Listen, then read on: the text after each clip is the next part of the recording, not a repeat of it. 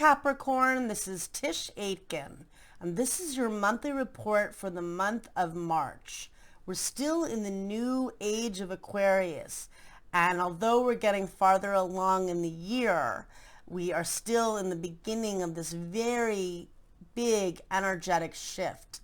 At the end of 2020, Saturn exited your sign on December 17th and entered the fixed air sign of Aquarius, where it'll transit until March 7th of 2023. Jupiter, which is the planet of expansion and higher learning, also left your sign and entered the sign of Aquarius on December 19th, and it'll tour there on and off until December 29th of this year. Both of the planets met up on the winter solstice at the first degree of Aquarius in your house of money and income and what you value. And this ushered in a whole new vision, a new 20-year vision of what you want to structure. And Saturn does rule your sign, but it also rules Aquarius in ancient astrology, and it's not as restrictive and it's not as karmic and harsh. It actually brings a lot of possibility. And Jupiter loves being in Aquarius because it brings a lot of opportunities for connection and community and brilliance and technology. And for you, a lot of focus on how you can earn income and be creative and add value to your life.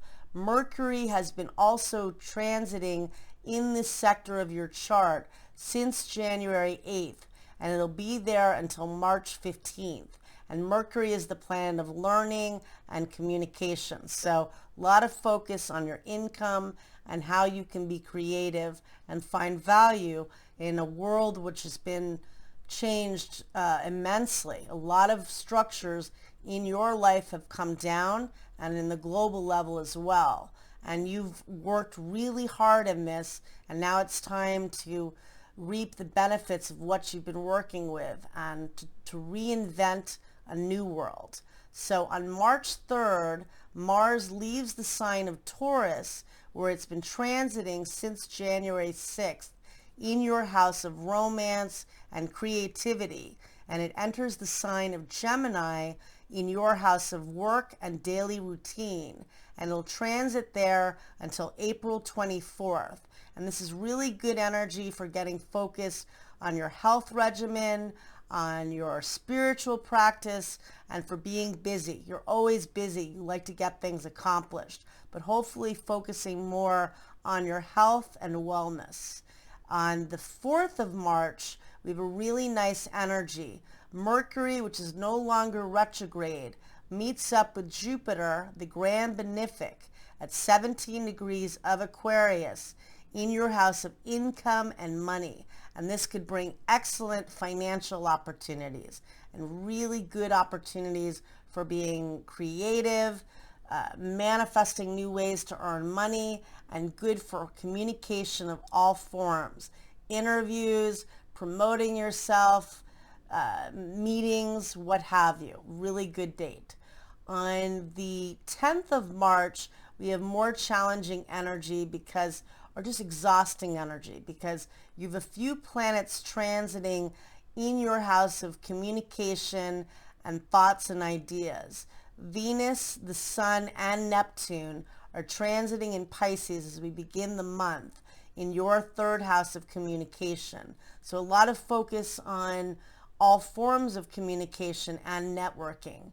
But on the 10th, the Sun meets up with Neptune, and that can be exhausting. It can be a bit confusing.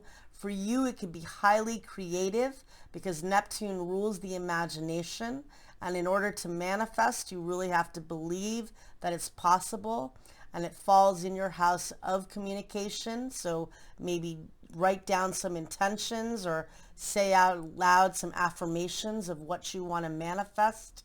And on that date, the moon meets up with Jupiter in Aquarius at 12:58 p.m. Eastern Standard Time in your house of income and money. So this could be very manifesting energy. On March 13th, we have a new moon that takes place at 5:21 a.m. Eastern Standard Time at 23 degrees and 4 minutes of Pisces. And this falls in your house of the mind and of communication.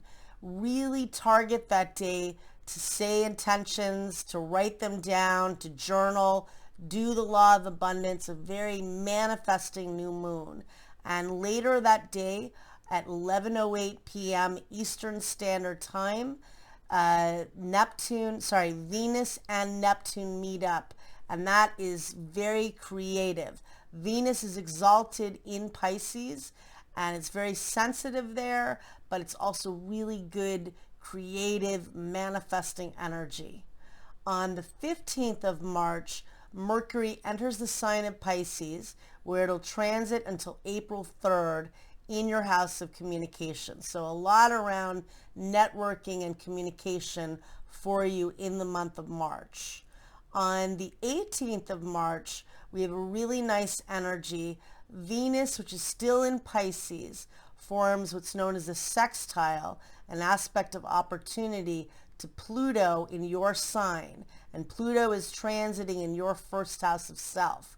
This could be really good for financial opportunities, for romantic opportunities, a really nice energy. Very, very nice. And also, the moon is in Taurus that day, where it's exalted in your house of romance and creativity. And the moon forms nice aspects to both Neptune and Venus. So very romantic energy, very good for financial prospects and creativity. On the 20th of March, we have the equinox that occurs at 5:37 a.m. Eastern Standard Time, when the sun enters the cardinal fire sign of Aries, and it'll be transiting in your house of home and family until April 19th. And that's when the sun is exactly above the equator, and we have equal day and equal night, and we reflect on what the next few months will bring with the spring season. And on that date, the sun and Chiron, the wounded healer, are conjunct at a wide orb at 8 degrees. And I think this pronounces the wounds that we're all still feeling. And also on that date, Venus is conjunct Neptune, also at a wide orb of 8 degrees, but it's very creative and romantic, but nonetheless reminding us of those that are no longer with us and the sensitivity of that energy. But it's a time of initiating new beginnings and a new season with the sun in Aries. On the 23rd of March, we have Mercury in Gemini squaring Mars. Mercury squaring Mars. Mercury is in the sign of, I can't even remember, of, it's in Pisces, squaring Mars in Gemini. So that can be a bit challenging, getting work done. On the 25th or the 26th of March, depending on where you are, there's lovely energy because Venus meets up with the sun at 5 degrees of Aries. And this occurs on March 25th at 11:58 p.m.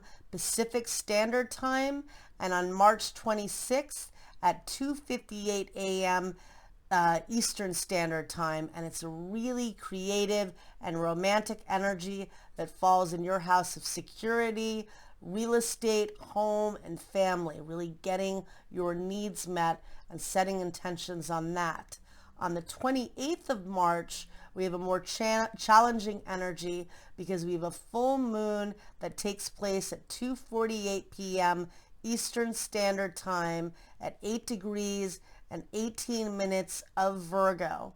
And this falls in your house of belief systems. And that will be an emotional full moon because on that date, Venus meets up with Chiron, the wounded healer, and that falls in your house of security. And also the full moon itself triggers the lunar eclipse that took place on November 30th at 8 degrees and 38 minutes of Gemini. So it's a bit of an emotional full moon. On the 29th of March, we also have vulnerable energy because the sun meets up with Chiron, the wounded healer, in of security. So more vulnerability and emotions. But on the 30th, we have Venus forming a sextile to Saturn, and that's stabilizing energy.